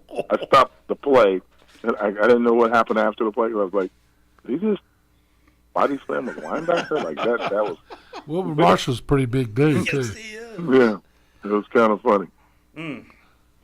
So was Al Miller at the Giants when you were there? Al was here from, oh, my God, how do I explain Al? Al was here. He kind of came in with kind of the Dan Reeves era. He was here for like 4 or 5 years. But Al was here. I remember him at Alabama. He was a legend in Alabama. We had Johnny Miller, and Al came in. Al was excellent. Kept the whole program working, the strength training, the explosive workouts, the hard runs. Like Al was a legend. And I guess Kerry Good was up there around that time also. Al on the strength staff, right? Correct. Yeah, Kerry was in for about 3 or 4 years under the Reeves thing. Kerry lived with me for like a year or two. So yeah, I got to spend a lot of time with Kerry. So when you look at the Dan Reeves versus the Tuna, both of them were taskmasters, right? For the most part. Yeah, absolutely. So the big thing with Bill was kind of like, he had an idea of what he wanted to do. Bill was like more about the football program and playing football. Dan was about the entire makeup of the program. Dan was always upset that he didn't have more say in who was being drafted and who was getting picked. Whereas Bill was more like, this, I'll play. This is what you give me. I'll make it work. How about Buddy Ryan? At one time the head coach of the Eagles. I'm sure there is plenty of Eagles-Giants stories from back in the day when you suited up during that time frame. Oh man, Buddy was legendary for, like, it was like football today is like, I make jokes about all the time. I heard a comedian say it best.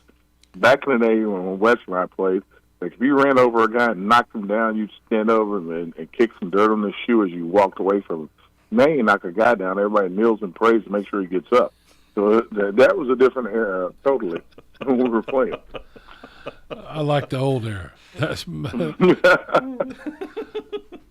yeah. So, to me, the Giants and the Eagles are what football is about in those games. How were the Eagle fans to you guys? They're the meanest fans you've ever met. There is no group of fans anywhere in the NFL that you've ever seen as mean as the Philadelphia Eagles fans. And I mean that. I've never let a girlfriend, a wife, kids, anybody I love ever go to a game in Philadelphia because I'm like, it's just dangerous. Don't go. They have actually, even now in their new stadium, they have 2 jails and 2 judges to arrest people and put them in jail at their stadiums. Yeah, it's a tough area. That's great. Wes saying that's great. Back to cleanup of the draft for the Giants. Is there any other areas you think that needs to be shored up a little bit before? Because OTAs is going on, and it's season's going to be here before we know it. The biggest thing about the draft and the Giants is that they got all their main players signed. They even signed Dexter Lawrence, a big defensive tackle from Clemson, to a big deal. So he's like a massive all-pro defensive lineman. The only person who didn't get signed who really is looking for a contract is Saquon Barkley. And Saquon, is a phenomenal talent. The problem with Saquon is he's had 1.5 healthy years. Having 1.5 healthy years over the mindset. Some people say he had 2 healthy years. I say 1.5. Having 1.5 healthy years over his 4-year career is for concern. You got to think about it. Now that they've drafted a kid from Oklahoma that could be a person that could replace Saquon, and everybody goes like, how can you replace Saquon? I'm like, unfortunately, Daniel Jones is a really, really good player. If you have a deep threat Hyatt, you have Waller coming in as a tight end who could be like, if he's healthy, he's going to be the best tight end in the NFL. And you got the other guys that kind of fitting in with, Neal from Alabama, Thomas from Georgia, and you got some guys in the middle that can fit in with the center that gets drafted from Minnesota. They could have a really good offense, which means Saquon not as valuable as he thinks he is. So he's got to figure out a way to get his contract signed and take some money, or else he'll be on the outside looking in. I was surprised to see 2 running backs go as high as they did in the first round. Did that surprise you at all? No, I kind of thought if the kids from Texas and the kids from Alabama were around at 25, that the Giants might take a real hard look at them. And, fortunately for us, both guys were gone, which I was like, happy about and kind of like curious about at the same time. If one of those guys was there, the Giants probably would have had to take him.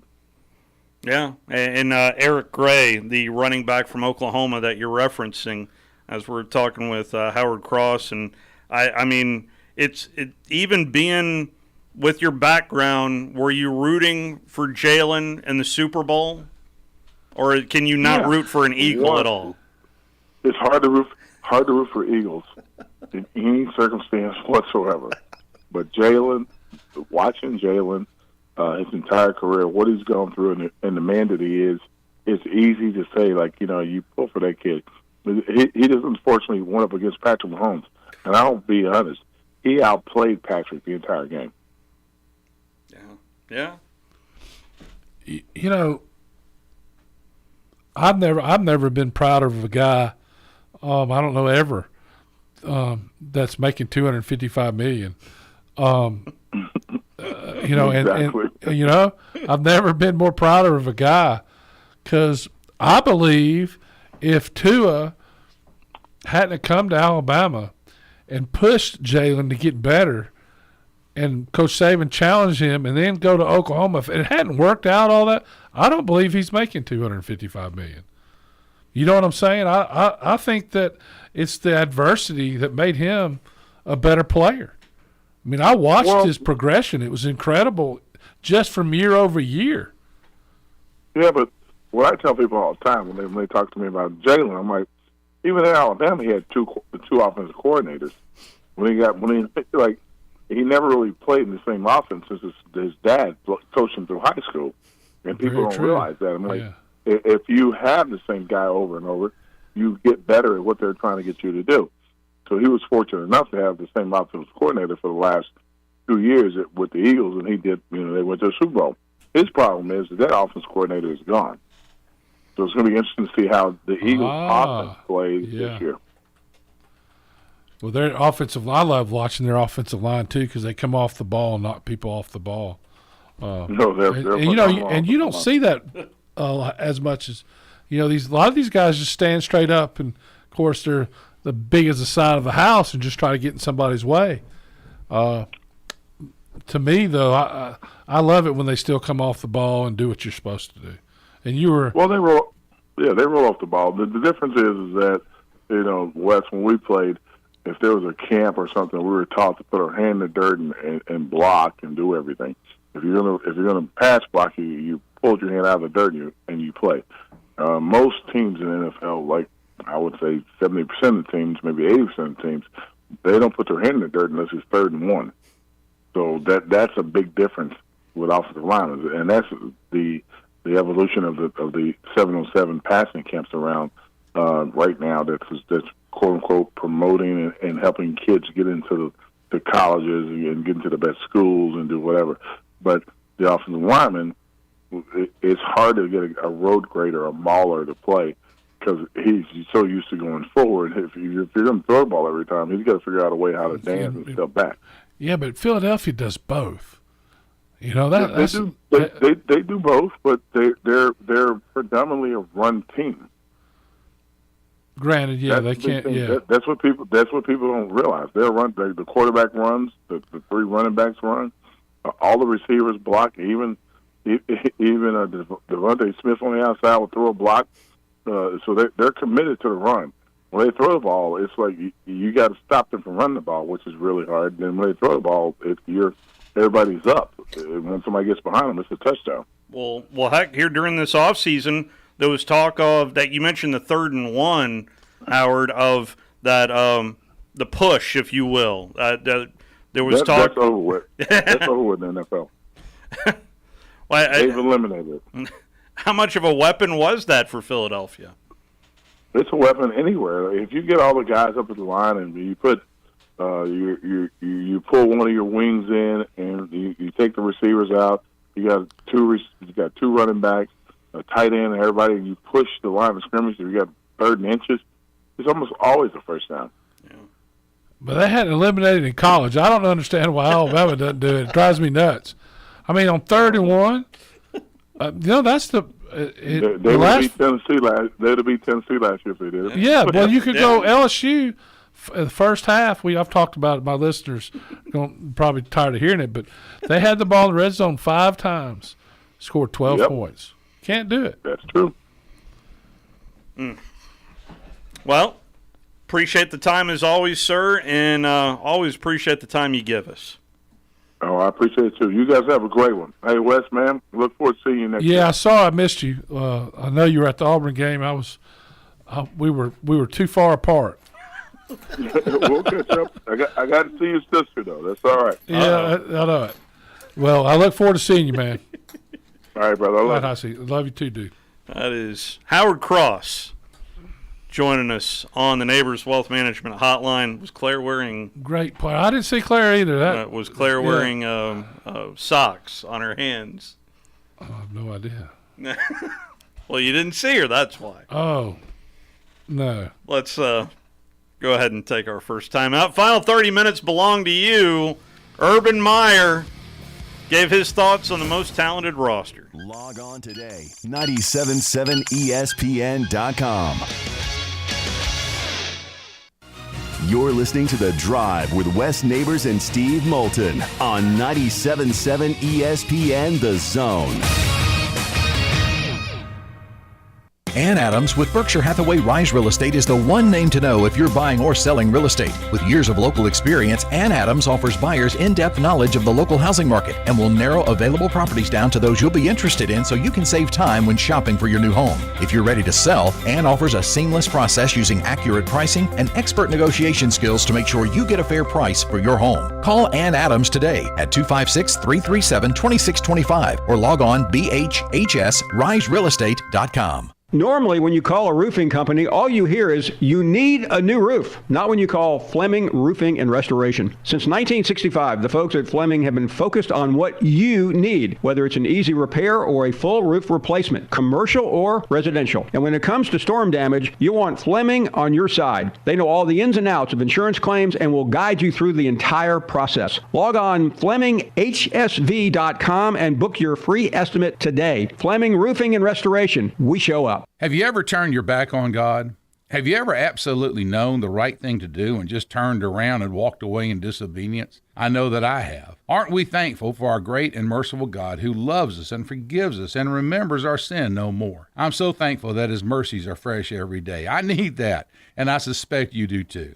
Hey, I'm John Dees, pastor of Cross Point Church, and if you're looking for a church home, come see us. We're smack dab across the street from the YMCA in Madison, and check us out at cpcfamily.org. If you're ready to lower your utility bills, it's time to call Eagle Insulation. Eagle can handle it all. Attic re-insulation, insulation removal, wall insulation, and new construction insulation, commercial and residential. Our primary goal is to save you money, and lots of it. Typical clients realize their return on investment within 3 to 6 months. That means the re-insulation actually pays for itself and then some. See if we can help you. Contact Eagle Insulation today, 256-755-1556, or log on insulatewitheagle.com.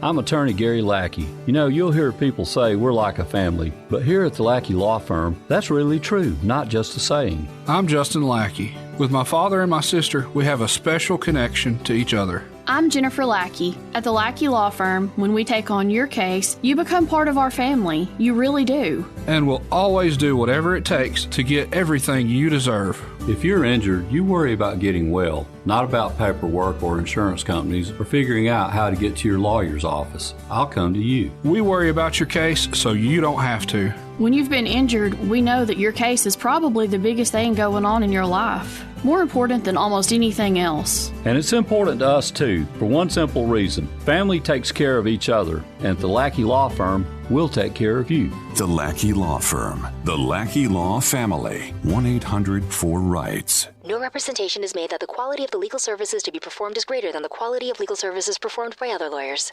TOC Sports has been there for you. Now, you're probably asking yourself, what does that mean? It means for more than 20 years, Alabama's largest orthopedic group has been there providing coverage and care to more schools and student athletes in the Tennessee Valley than any other group. It means whether you are the star football player, the all-region volleyball ace, or someone who hurt their knee in a weekend pickup basketball game, TOC Sports physicians are proud to have the opportunity to care for all your orthopedic needs. It means for parents, coaches, athletes, desk jockeys, or even weekend warriors, TOC Sports physicians continue to meet and exceed the orthopedic and sports medicine needs of our community. But most importantly, during these challenging times, we're here for you now, and will continue to be here. So as long as there are players on the field, games to be played, and contests to be won, the orthopedic specialists from TOC Sports will be ready to help. We don't know what the future holds, but you can count on the TOC Sports team to stay committed to you, so you can stay in the game. Call 256-539-2728 today and ask to see a TOC Sports physician. Check them out online, also Facebook, Twitter, and Instagram. The Drive with Wes Neighbors and Steve Moulton. Listen weekday afternoons starting at 5 on 97.7 ESPN, The Zone. It's perfect!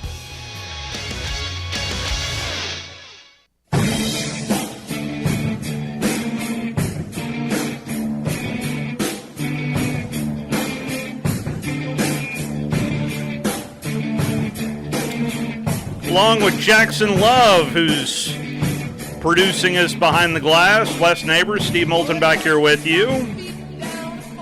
Congratulations to the UAH softball team.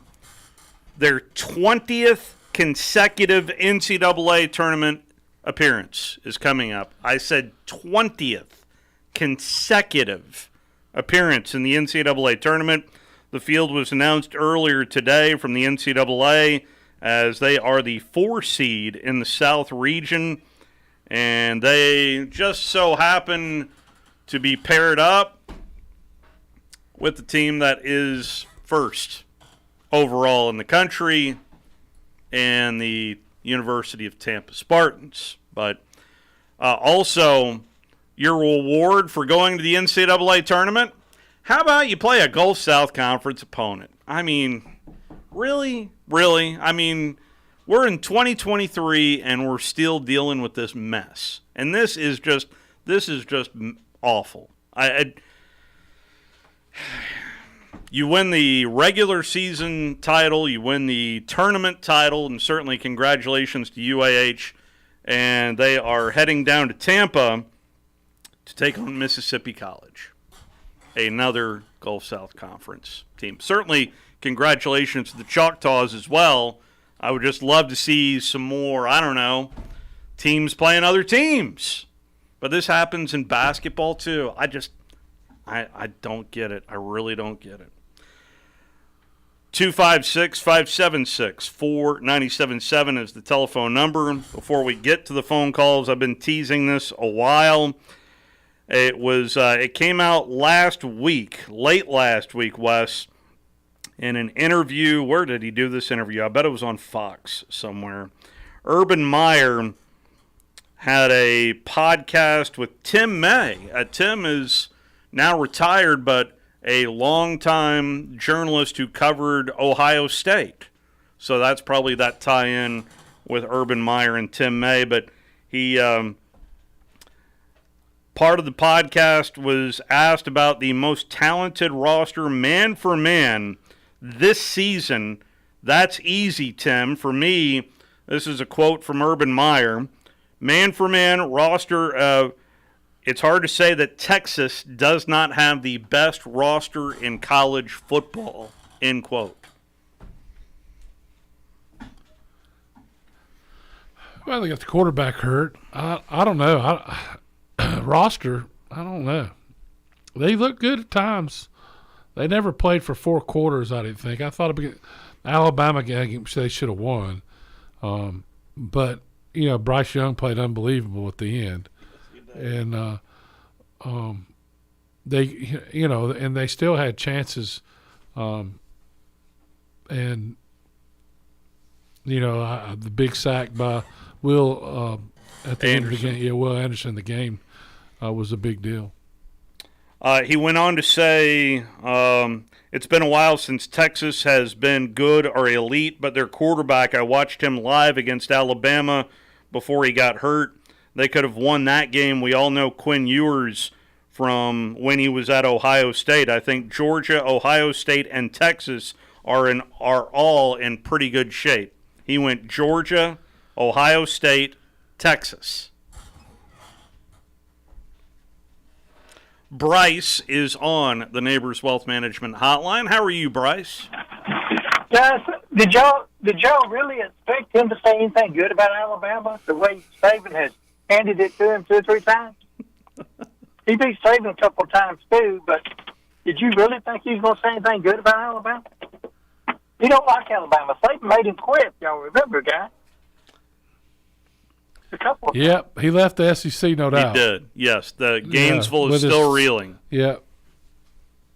And I don't like to say if, candy, and nuts, but if Kiffin hadn't got cute, who knows what would have happened in that Ohio State game? Well, I don't blame that game on Kiffin. There's several things happened in that game. First of all, 3rd and long, the quarterback was on fire. They had a great game plan. That was the 3rd-string quarterback, right? 3rd-string quarterback. Right. If you remember, it was 3rd and long, and he threw a strike. The guy was covered. Only place it could be thrown, might have been 4th down for a touchdown, was a heck of a – the guy made some incredible plays, and Ezekiel – I thought Ohio State deserved to win that game. They had a really good team. Won the national championship with it. So, I understand what might not happen. What I'm saying, what could have happened is what I meant. Well, but I thought the defense had trouble stopping them more than the offense. So, yeah. Did you and Howard play at Bama together? Oh yeah. I thought y'all did. Yeah. Howard was a freshman. And he got there, he was 16 years old. I think he turned 17 during the beginning of the season and did incredible for a 17-year-old guy. And in fact, one time I kind of yelled at him at practice. And Coach Henshaw got on me privately. He said, hey, listen, that dude's only 16 years old. You need to pick him up. But he was starting, and he dropped a touchdown pass in practice, and I was like thinking, you can't do that, right? Well, you was coaching him up, Wes. Well, I started coaching him up a lot better after that. Coach Henshaw was right. You kind of lose it in the moment. We're dependent on this guy to play. He's a freshman. I couldn't have played when I was 16 or 17 at Alabama. There's no way. I wouldn't have been. I was no more ready than man of the moon. He did incredible. Really, he's probably one of the best blocking tight ends in NFL history. You go watch it. I've heard that. He was a great tight end. He's a great NFL tight end, and he's a great dude too. So, right from our backyard, right here. Right, exactly. Hey, he was the man child, wasn't he? Well, oh, no question. Yeah, and he's going against Cornelius Bennett and Derek Thomas every day in practice, and got another guy named Randy Rockwell, who was a great college football player, and they got our practices. There were some people getting after it. It was a fun time, and I get on last year's team, but I was there. We lost 2 games by 2 points too, my junior year, his freshman year, and we should have done better too. So I can point a lot of fingers. I'm good at talking about it now, but I lived the same thing. Where if we'd have been a little better, we could have. We had the talent to be really, really good. We had a schedule though. Now it wasn't like these other schedules. I mean, that year we played Georgia, Texas A&M. Those were our first 2 games in Birmingham, Penn State at Penn State. It was we played who's who. There wasn't there weren't very many lesser games. Wasn't like Georgia's schedule, was it? No, heck, we if we played that every year, we'd won it 4 in a row. Hey, why are you buying into this quarterback? I'm not buying into it like a lot of people are. I think Saban he was disappointed that those two. One of them didn't step up and take the reins. Well, I mean, he wants somebody to step up and take the job. And I don't think the work ethic is where they want it to be. I mean, I think they bring in more competition is good. I think it sends a message to the two guys there that, hey, this isn't automatic. So, I mean, to me, I think it's and obviously this guy was getting beat up. We just found that out.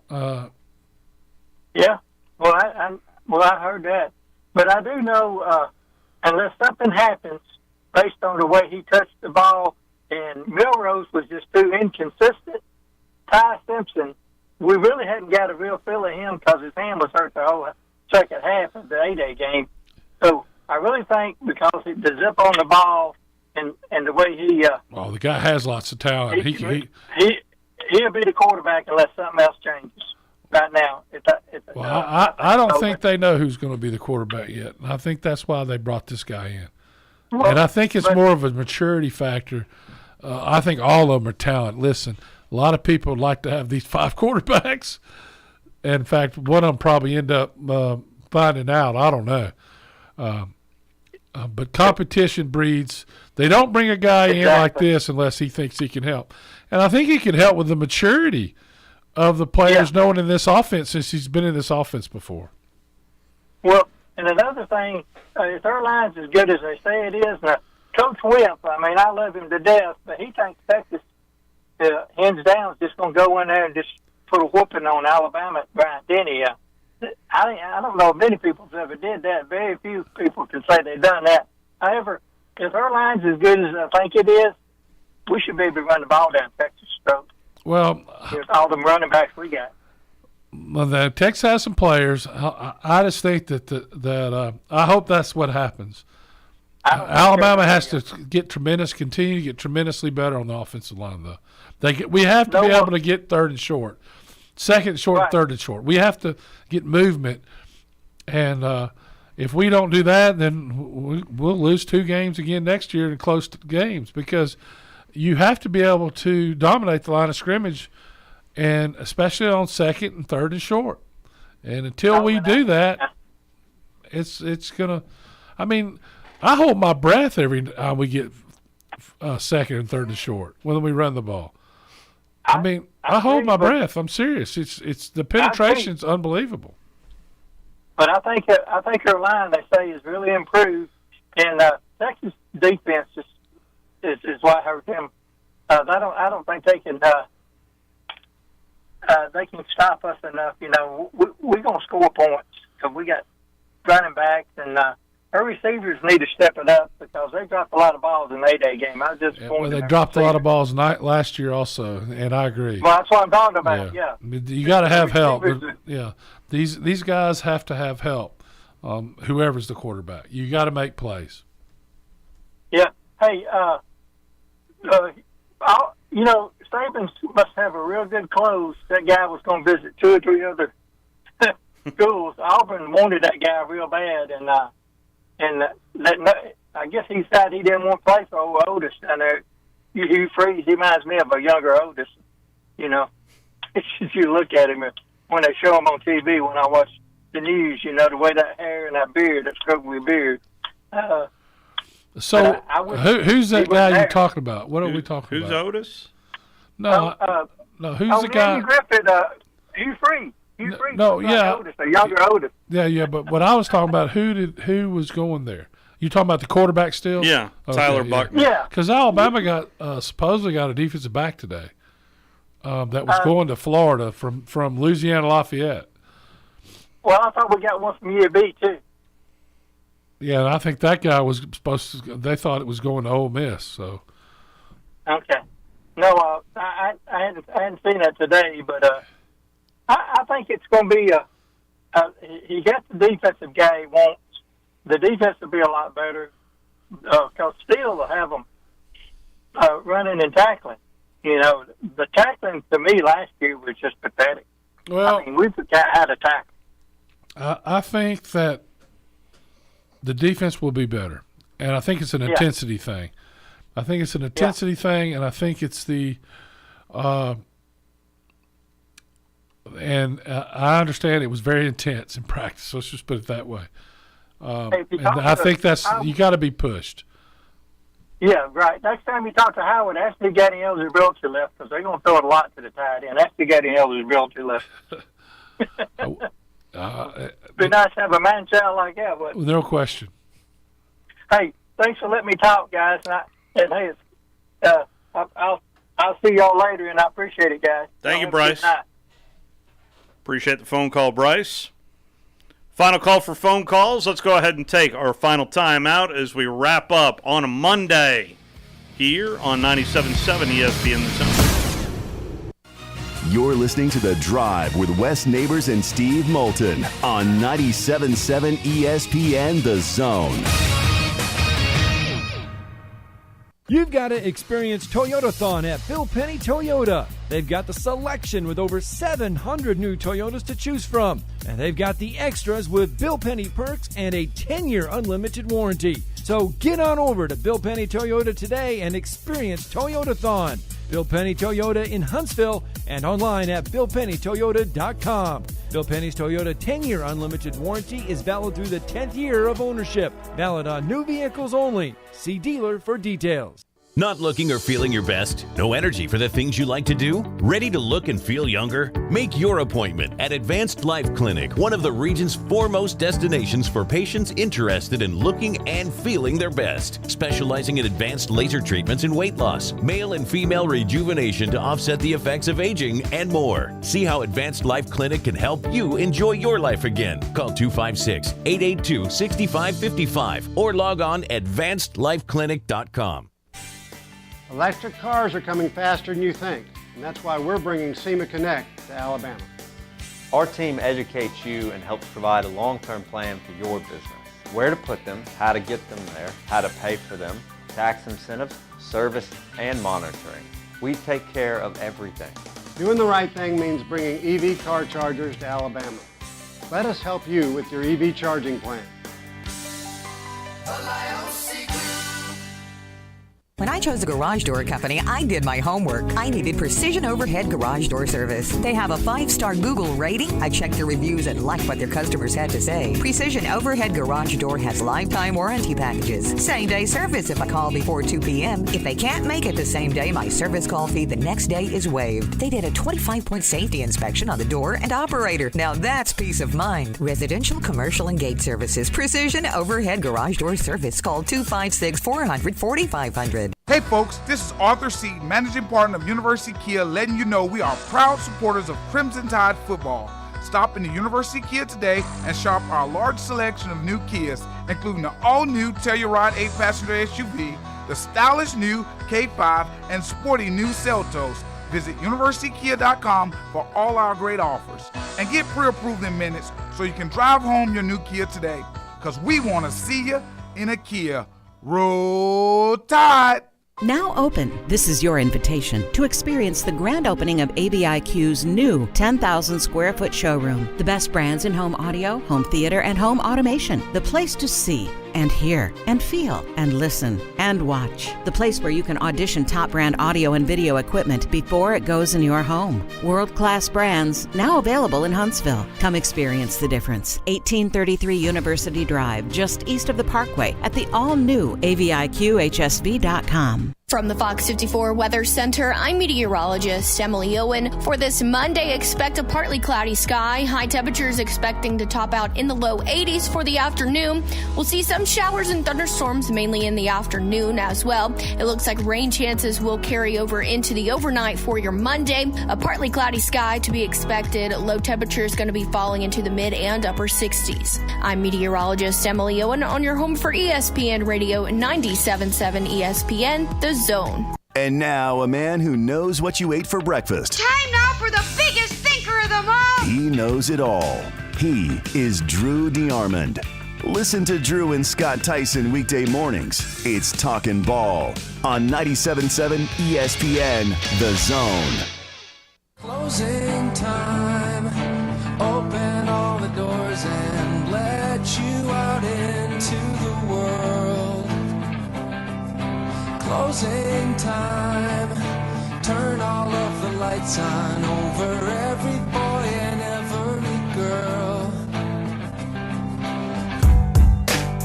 I do have a concert update for you. Yes, a concert update. Morgan Wallen went to his phone to share his thoughts on missing out on one of his 3 shows in Oxford, Mississippi. To everyone in Oxford, I just wanted to reiterate how sorry I am for the way that went down. I thought I was going to be good to go, and I just wasn't. We are close to having a rescheduled date, so as soon as I do, I'll let you know. So I'm sure Lane Kiffin is going to accommodate the likes of Morgan Wallen back into the SIP. And it's already been broken down a good bit, but a TV news reporter was outside of Nissan Stadium when the all clear was given Saturday night for one Taylor Swift. Well, it's been a long night out here for fans, but let me give you some happy news. Just moments ago, we were given the all clear. Right now, you can see people are working to take their seats. Hey, you happy the rain held off? Woo! We're super happy. Yeah, it's so excited. good to see this. How long were you waiting on that rain delay? We waited for probably about 3 hours now, but hung in there. So it'll be worth the wait. She's wonderful. That was Jeff from the Borough. That was a Swifty. Yeah. That was Jeff from the Borough. Is Swifty? Yeah. Is that what they're called? Yeah. Swifties? Yeah. Yeah, that was a Swifty voice. Mike is on the Neighbors Wealth Management Hotline. How are you, Mike? I'm doing fine. How are you guys doing? Doing well. Hey, just a couple points about Bama. Well, first off, my daughter was at the Taylor Swift concert last night. I think she left there about 1:30 in the morning. Woo. But on Alabama, on quarterbacks, I've heard so many of these shows, everybody talking, if you do have 2 quarterbacks, you don't have any, et cetera, and, basically kind of giving up on the world. But I just go back to 2011. They went into game 1 with A.J. McCarron and Phillip Sims, alternating series. They end up, McCarron won it by the end of the second game. They win a national championship. You go back 2016, Blake Mardet starts there against USC, and Hurts comes in, and, it really wasn't settled. And by the end of the first game, they had it settled. And they made it to the national championship game again. They lost, but so I'm not as worried about that. Now, Wes mentioned the offensive line on the previous phone call with Bryce there. That's my number one concern every year over the last probably 3 or 4 years. And I'm not any more confident after watching the spring game because of left tackle. Pritchett, I was excited to see him, but Wes, I don't know about you, but boy, I tell you, he got beat by the speed rushers like 4 or 5 times in the second half. Yeah, so, they got to figure out a way to help those guys till they get their it takes a minute to get that step, and playing left tackle especially. Right. And make the step where you can you can take them in the inside if they go inside or outside. And it just takes time. And listen, there are not many. Alabama has some really good edge rushers. But you're absolutely right. They just got to get better at it. Yeah, I just, I'm going to be watching extremely closely that first game. First off, I'm curious to see if Pritchett's able to hold on. I hope they get it corrected, because obviously the coaching staff's got a lot of confidence in him. They see him. They saw him for 15 practices. I saw him for, basically half a game. I'm just hoping he gets better, and that we can rely upon him to protect the backside of whoever the quarterback ends up being. And I'm truly a TIS guy. I trust in Saban and that coaching staff. They'll figure it out who needs to be behind center by game one. And listen, and in practice, that's when you go against these guys. You got to learn. It just doesn't come automatically. There's young guys who learn it a lot, and you learn from when people beat you, what they did, what you're doing wrong, and to me, the key to this year being a successful year is Alabama being able to run the ball, even when everybody in the stadium knows they're going to run the ball. Yeah, yeah. And until they do that, it's going to be tough to win any kind of championship. What I want to see, and this is the last thing I'll say. I'll get off. I know we're at the end here. I want to see when it's 3rd and 2, the quarterback go under center. I'm tired of seeing 4th and 8 inches and the quarterback's taking a snap 5 yards back. I want to see the quarterback under center on those short yardage situations. You guys have a great night. To me, you got to be everywhere. You got to spread them out. You got to show them 10 looks. But in the end, it's about taking the guy in front of you and knocking him backwards. And it doesn't matter how big he is. What matters is that your technique's right. And you're lower and you're coming off the ball, and you got to take advantage of snap counts. You can't go on. They can't know the snap count. The offense has the advantage. They know where the ball's going, and they know when they're leaving. And if you can take advantage of those two things, nobody should ever stop you on 3rd and 1. Join us tomorrow at the Furniture Factory Bar and Grill. And we referenced it earlier today between the legal dispute between Tiger Woods and his ex-girlfriend and what it reminded me of. Don't tell anybody about this. From the makers of the love contract comes the confidentiality agreement. Don't worry. I'm not going to tell anybody. I know you won't, or I'll sue your ass. Kobe!